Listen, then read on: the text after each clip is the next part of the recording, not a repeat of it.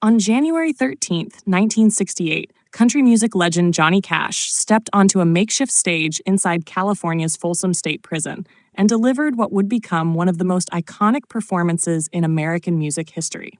Johnny Cash at Folsom Prison wasn't just a live album, it was a declaration of empathy, rebellion, and redemption that revitalized Cash's career and transformed public perception of incarceration, all while redefining what a live record could be. The sound of inmates cheering, laughing, and clapping between verses of Folsom Prison Blues is more than ambiance. It's the heartbeat of an audience that felt seen for the first time. By the mid-1960s, Johnny Cash's career was on a downward spiral. Years of relentless touring, personal turmoil, and substance abuse had worn him down. But deep inside, Cash remained drawn to the outsiders, the forgotten, the flawed.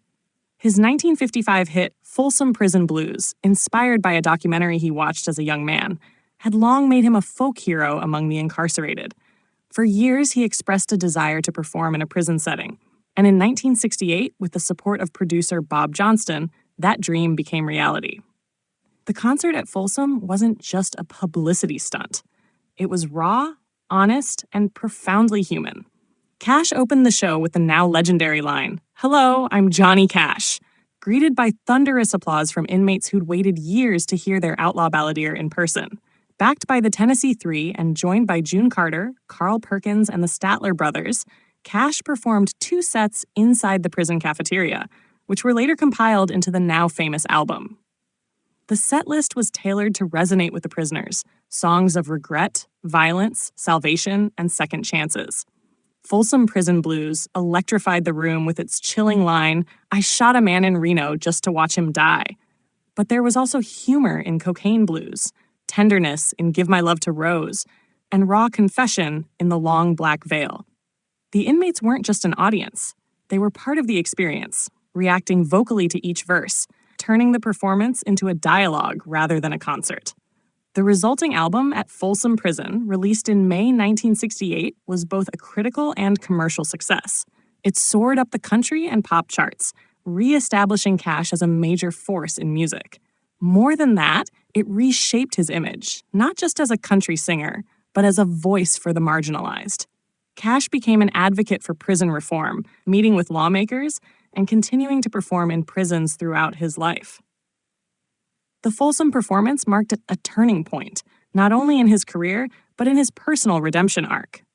The album's production choices were just as revolutionary. Bob Johnston insisted on keeping the inmates' reactions in the final mix, giving the album a gritty realism never before heard in live recordings.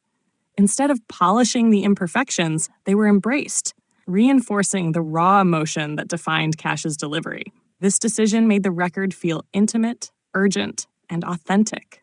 Johnny Cash at Folsom Prison wasn't just a musical event. It was a cultural moment.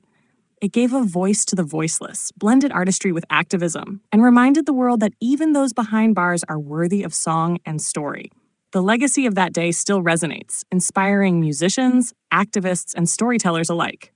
In the decades since, the album has been reissued, studied, and honored as one of the greatest live recordings of all time. It endures not because of pristine vocals or studio magic, but because it captured something real. Johnny Cash walked into Folsom Prison and reminded everyone, inside and out, that redemption isn't just possible, it's powerful.